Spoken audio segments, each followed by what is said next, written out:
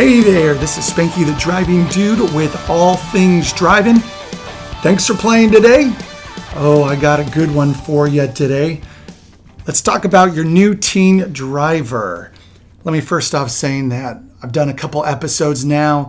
I'm not the smartest guy in the room. I can guarantee you I am the only guy in the room. And I don't know what I'm doing half the time trying to record these episodes. The phone rings, I hear horns outside, just trying to figure it all out. So you'll probably hear some background stuff. I try to go back and edit it and stuff, but I'm not great at it. What I'm good at is, I think, just kind of teaching. How's that sound? So let's get right to it. I'm just going to share with you my story today with my lovely daughter, Isabella, and let's just hit it. So I have the three daughters. I have Isabella, Love, Daniela, Hope, Alexa, Faith. You like that with the middle names there? So we have our daughters currently, they're 16 and a half, just about 15, and then the little one is 11. So here I am teaching driver's ed for 15 years. Well, at this point, it was about 14 years. And last year, Isabella, she turned 15, and then we're like, wow, it snuck up on us. And here we have this beautiful, wonderful, sweet girl who's 15, and we're entering that zone now to start thinking about driver's ed and permits and licenses and stuff like that. So let me tell you, from being through the doorway now that she's had her permit, gone the whole year driving, gotten in all of her hours and miles and tested for her license, and now she's had her license for a number of months. Let me tell you I'm on the tail end. We're through the doorway. We're not on the tail end. We're through the doorway. So I don't know. So looking back on it, you don't have to rush your teenager to get their permit and their license. And I knew that because I've been preaching that for years. And with Isabella, we knew that as well. I think there's that rush with the families of, oh, well, now they could drive themselves to school and they could drive their siblings to school and run the errands to go get the milk and the bread and run up and grab the pizza, all that stuff. I know for a fact it's gone through most of you parents, your minds, because I talk to parents about that on the phone all the time about it. And I get parents who call me on the phone and they say, Spanky, I really need to get my teen driving here because I've been schlepping her around for all these years. And now what I say, I've been saying this for a handful of years, good, continue to schlep your teen around, because there will be at that point where they're going to either want to get their permit and work towards their license, or you're going to want them to. It just seems like time, is, just busier. There's a shortage of it, and our lives just get busier once they reach middle school, especially high school, because they have extracurricular activities and events, probably sports, travel sports as well, theater, band, you got it. I'm probably preaching to the choir here. But so with Isabella, we said, okay, let's do this. So she, started our driver's ed program here right after she turned 15, and she went through the program. Let's see, how did we do that? You know what? Actually, we tested her for her permit first. That's what we did.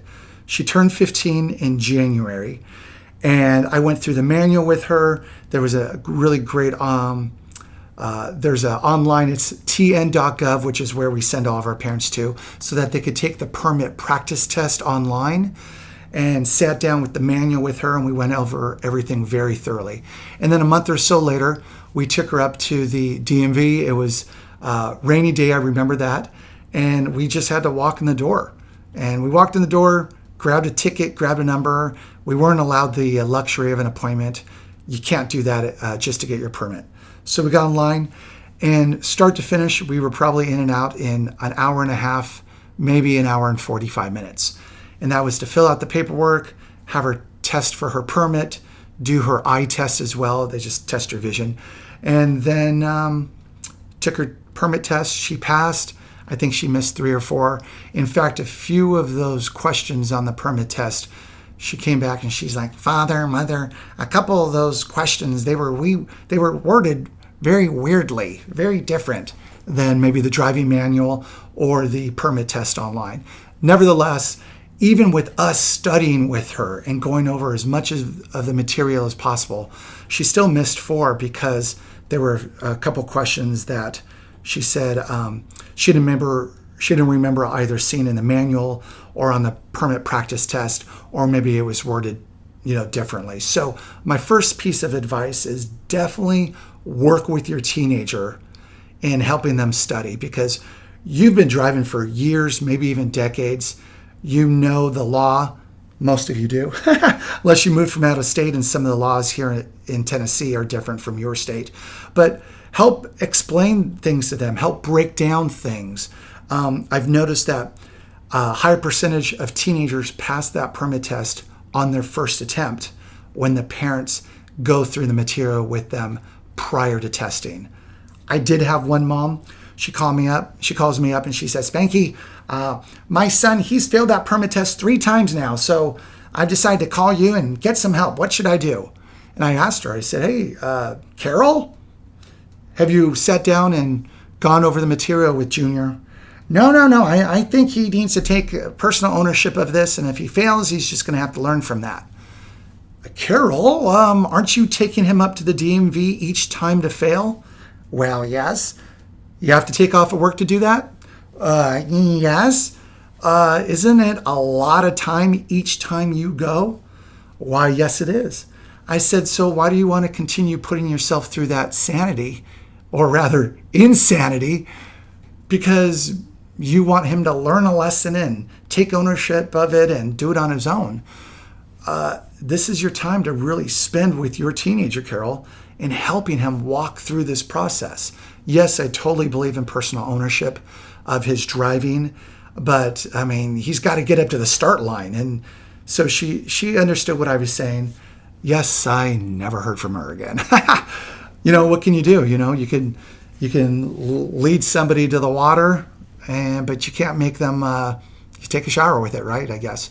So anyways, we sat down with Isabella. Bam, she got in there. She practiced all the online practice tests. She passed. We got her permit. Then we took her over to Chipotle, I think it was. And then Mom had to go back to work. And then I hooked up my little dash camera on the dashboard of the car as soon as we got home.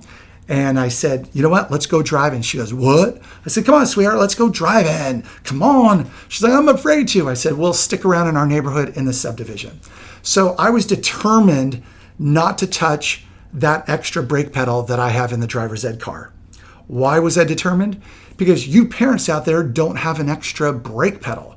So I said to myself, I'm going to commit to going through the same levels of anxiety as you do by not touching that brake pedal. And I got to tell you, it's tough. I did have the extra brake pedal as a safety net, but I got to tell you, when we got into that car for that very first time out on the road together. Now, honestly, we never put her in the car prior to getting the permit. So don't do that, please. I know I'm going into a rabbit hole right now. I'll continue the story with Isabella. But we have had parents tell me, "Hey, Spanky," or CJ or Chris, whatever they want to call me. I take my kid up to the church parking lot or the school parking lot, and we putt around and stuff, and then we'll eventually get the permit. But, we're keeping it safe in the parking lots. Well, I did have one dad. He took his daughter in the subdivision just to putt around the subdivision. And sure enough, a neighbor who lived around the corner went through that stop sign, because he never stops at that nuisance stop sign. No one does, evidently. And he went right through that stop sign and didn't see this dad and his daughter coming through their little intersection. And he slammed into the daughter. And when the police had to come out to do the police incident report, the crash report, obviously he asked her for her ID, her permit, and she didn't have it. So there you go. She got in trouble for that. And I can't remember, I think she wasn't allowed to get a license for an extra year or something like that. So, okay, I do digress, but it was for a good reason. Don't drive with your teen until they've received their legal permit, okay? So we hook up the dash cam and we're driving around the block and we're having a good time, and it's drizzling out and it's in end of February, maybe early March, a month or so after she turned 15. And I said to her, oh, look, it's trash day, so watch out for those trash cans, because obviously those big 45, 55-pound big trash cans are sticking way out from the curb, because when the trash trucks come and lift them up and dump them, they just place them back down there. You know where I'm going with the story. So I said, stay away from the trash cans. So she's in the middle of the road, and the roads are narrow in our subdivision. And so when a car comes by on the other side, you obviously have to move over to the right to avoid, clipping their front bumper, or whatever. So sure enough, we're driving around. We're on like minute 8 or minute 9 of her entire driving experience. And cars coming from the opposite direction. And I do have to mention that I did preface it. I said, watch out for any of these trash cans. Ha ha ha. We had our little laughs and stuff. So minute 9, we're driving down the street, and a car is coming from the opposite direction. And sure enough, Isabella moves to the right a little bit, and I said, watch out, and sure enough, bam, she slammed right into that trash can, and she sent it flying, and we got it on dash camera, not hitting the trash can, but our reaction to hitting the trash can. And yes, it is loaded on our social media. It's on our Twitter page, it's on Facebook, and I think I have it loaded to Instagram. Oh, by the way, if you want to know the social medias, you can find us on Facebook, Spanky's Driving Academy. Twitter is @Spanky's Driving. Instagram is Spanky's Driving. Anyway, so it's funny. I've shared it with all of our friends and family. Everybody laughs at that stuff, and my daughter has a really good sense of humor. So she sent that trash can flying, and woohoo! Good job, darling. I have that video to share with everybody at the reception of her future wedding. But it was a funny experience for the first time out on the road. What can you do, right? So anyways, we got her in that subdivision. We kept driving around, and I was finally able to get her out of the subdivision after probably about 3 hours of driving. Isabella had some she was some fear about it. She was anxious, she was nervous about driving. She didn't want to hit anybody or anything any longer with the car. And so we just took our time. But what we did was we logged the miles, we logged her hours as well. And I think I mentioned this in episode 2, maybe, on the speeding. By the time she got her license, it was about 13 months later, we had logged 1,650 miles, and that ended up coming to 52 hours when we did the math. And then we released her after she got her license. We let her drive probably a month later by herself, after we logged probably another 200 miles, I believe it was, and an extra 8 hours. So the math ended up this. By the time we released her after she got her license, it was 13 months or so later. She had 1,850 miles logged and 60 hours logged by that time. So when she got her license a year later, by no means did we say, okay, bye-bye, see you later, you're ready to go. Because the reality of it is, parents, is that they're just now getting to the starting line when they get their license. It's not, hey, we finished it up, we did, her permit, she held on to it for 180 days, and then we drove for an extra 7 months. And by the time she was 16 and a month or two, then, we ended it all, and there it is. Bam, go enjoy the world of driving. No, actually, your teen is at the starting line when you get the license, because that's when their driving life actually starts. So, I've had some trepidation about it. I've been doing, driver's ed for like 15 years by this point. Earlier this year when she got her license, I know what's out there, and I teach it. I walk through it. I hear everybody's stories at traffic school, teenagers telling us their stories with their parents during driver's ed. I show the videos, the PowerPoint, classroom discussions, and I've experienced crazies out there on the road too, trying to avoid them by defensive driving. It's scary being a parent in this time. And so you parents, here's a few tips for them. 1, work with them getting their permit. Once they get their permit, start in a parking lot, church parking lot, school parking lot. get them around your neighborhood.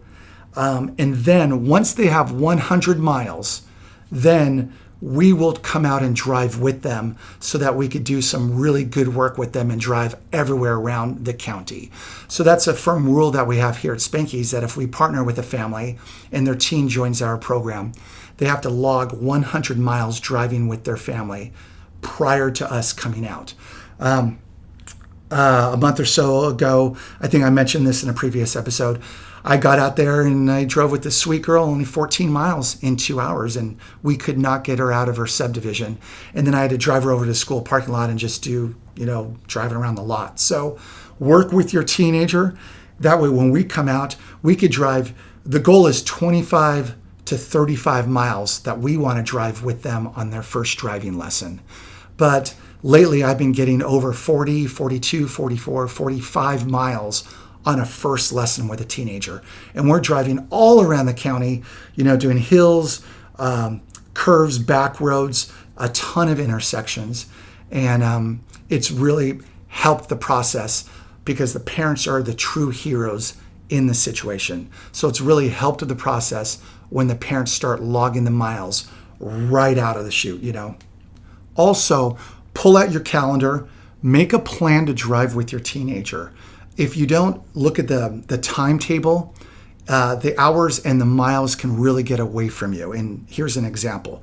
So let's say your teen turns 15 years old. You want to get them started, which isn't a bad thing unless they're not ready for it. And I'll come back to that. But if your teen's ready to go and they want to get their permit at 15, that gives you an entire year to practice with them. So the state of Tennessee requires 50 hours. Whatever state you're in listening to this, you might have to talk to your state DMV employee, ask them, or hop online to the website and find out what the requirements are.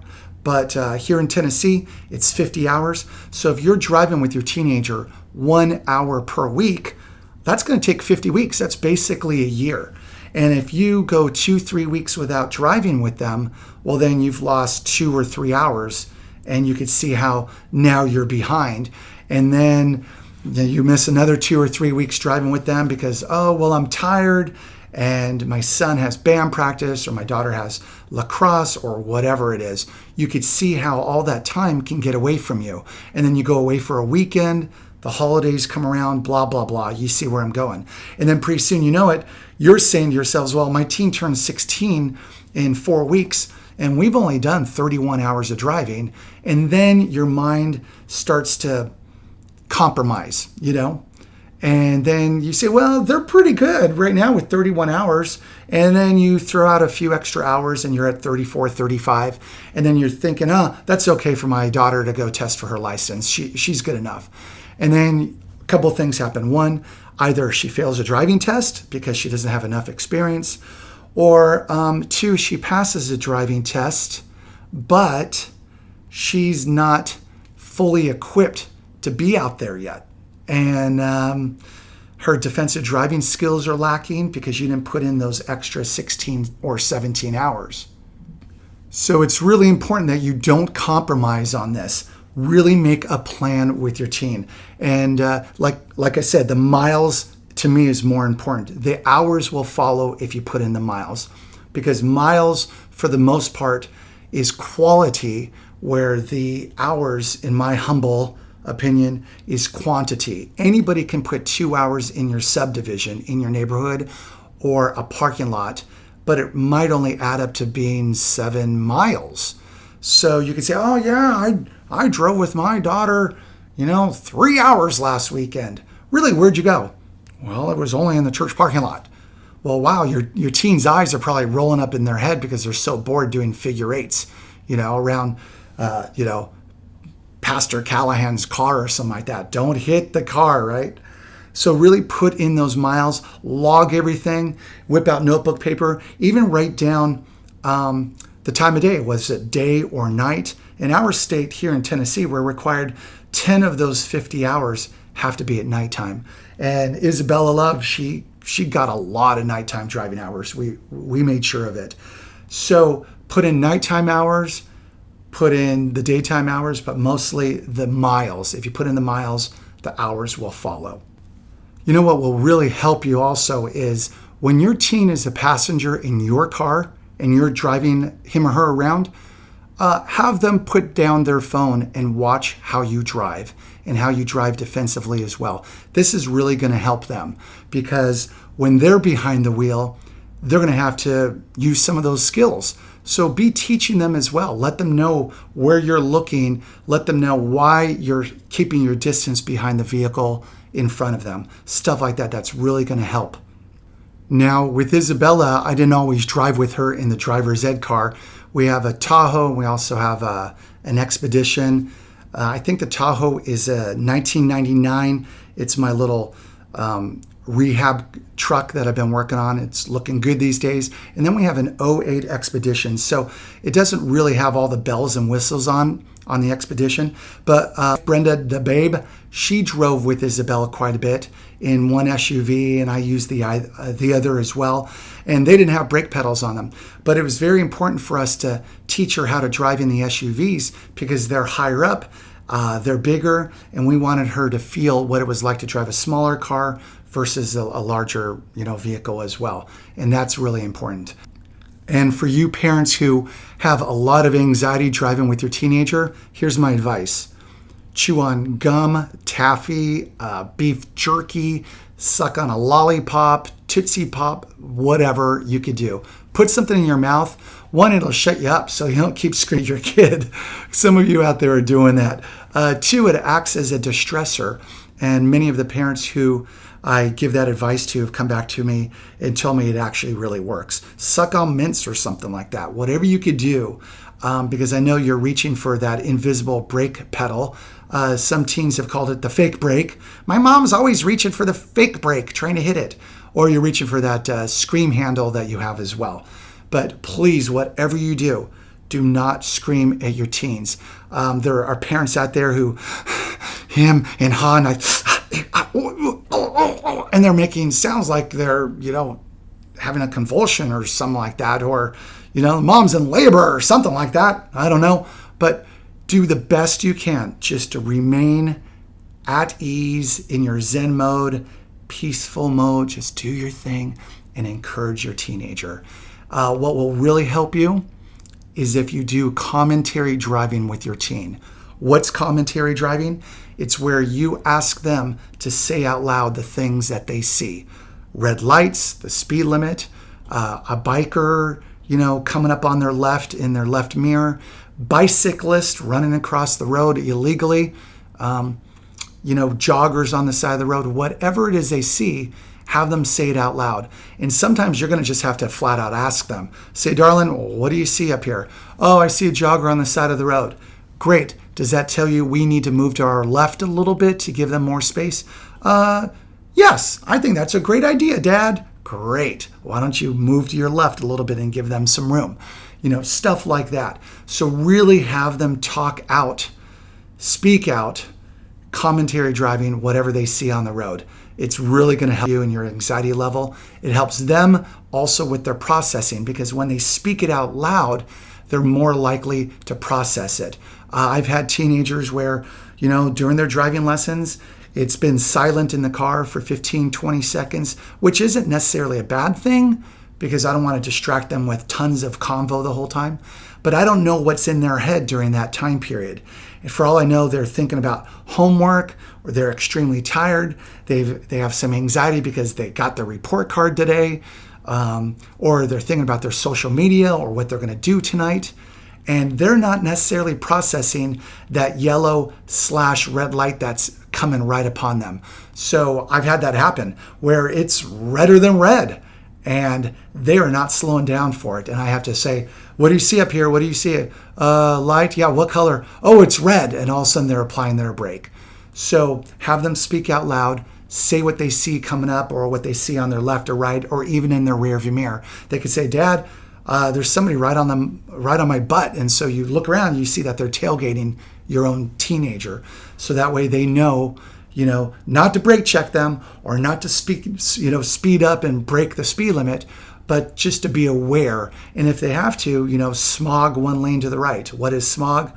Signal, mirror, over the shoulder to eliminate the blind spot on the right-hand side, and then go, and switch lanes. I know I'm doing this a little bit out of order, but always make sure that your teenager knows where on the dashboard where all the instruments are on the dashboard. I do have all of our students turn on the headlights when we do driving lessons.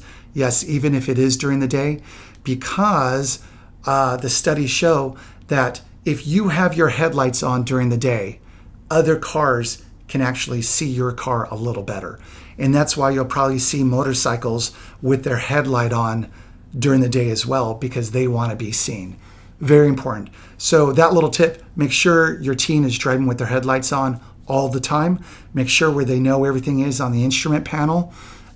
Go through it with them. Make sure everything's working on the car as well. Don't be driving with your teen if one of the headlights is out or one of the brake lights isn't working, okay? In closing, I want to remind you that there's no such thing as a safe teen driver. Teenagers are very inexperienced, plus their brains are not fully developed in the decision-making and judgment area of their brain, not until their early mid-20s. One study even said that as high as 29 years old in guys. Oh my gosh, that explains so much about my prior life. All the crazy decisions, stupid decisions that I was making all the way up until my late 20s. If you allow this time to be wonderful, it will be wonderful. Remember, you only get this time period back with your teenager 0 times.